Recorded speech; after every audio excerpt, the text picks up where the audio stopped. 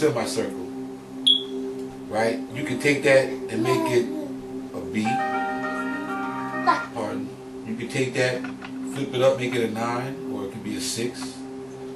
It could be a Q with an extra digit on it, you know, or whatever formation that you want to make it.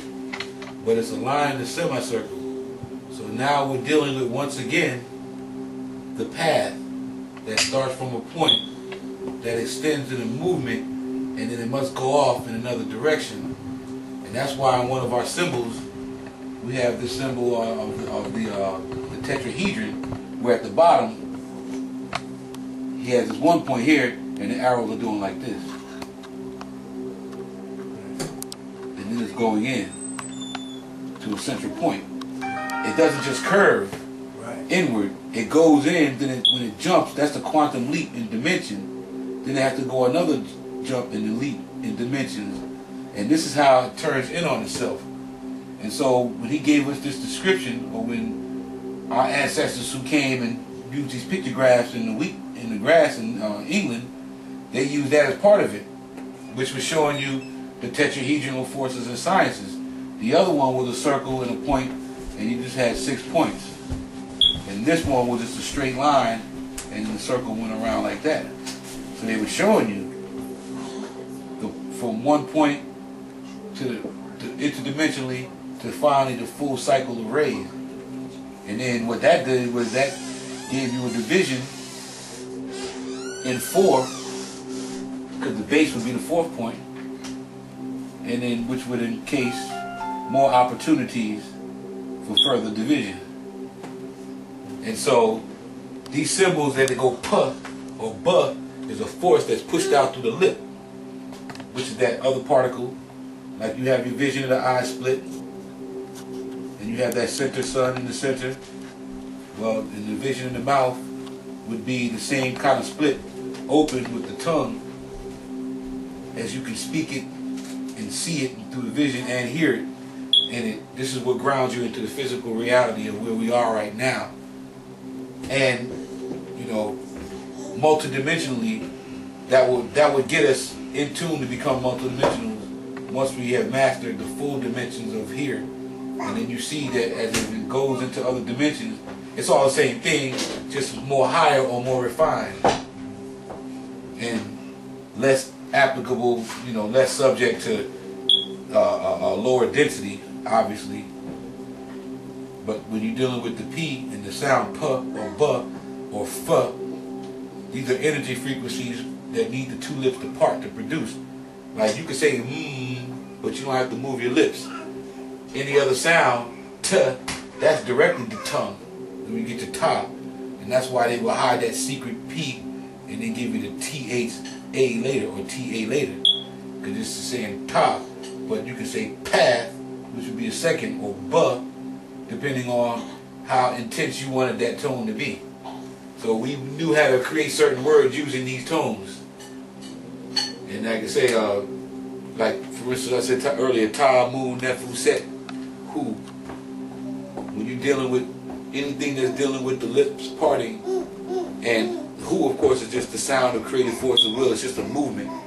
That's something that's called hanu, which simply means movement. And when you're dealing with movement, you're dealing with, on a musical scale, back to the tones again, because you sing.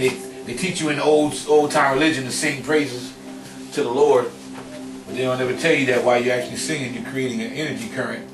And so you shouldn't say Lord or God. You should say a sound or a tone like Neteru or even Anutu or other names that we used to say that we stopped saying. But when you're dealing with the musical scale on the staff, you have 5 lines, and every musical starts with a notation, a signature they call it. And it could be in the treble clef or the bass clef. Wait a minute, I'm not doing that right. But some of y'all that have seen the musical symbols before know. It's like this. Okay, yeah, it comes like that. Some big swervy loopy signal.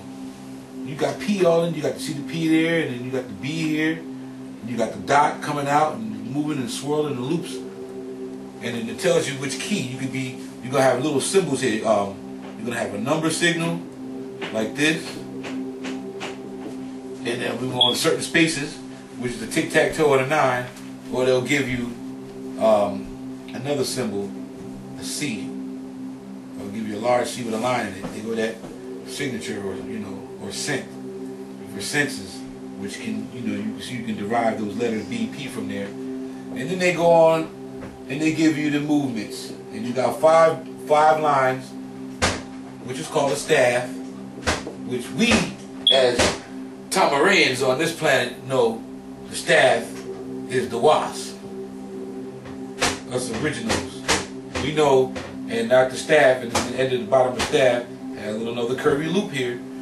That was an antenna or a magnet. And we know that this is called a bar, and a bar is a master, or Adonai, or a neb, which the true term would be. Then, of course, you got notes, whole notes, which is a circle with no lines in the middle, just a whole circle. You got half notes, which are colored in with a dot behind it. Then you got quarter notes, which is connected like this, and the note looks just like this, a D. See that little D or B symbol? And you have a little line connecting it.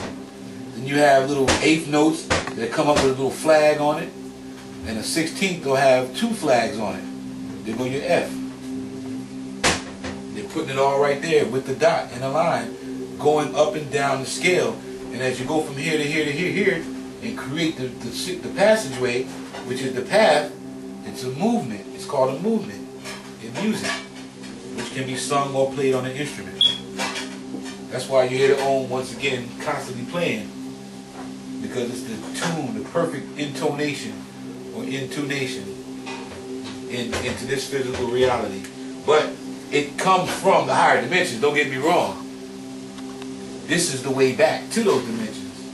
As they channel down, as one spirals down, one is spiraling up at the same time. So then you create the vortex to open up the channel through the portal. And then you go your P again. So the P and the B were derived out of our ancient languages that they stole in the European dialect as if something that they made up, but we always used it.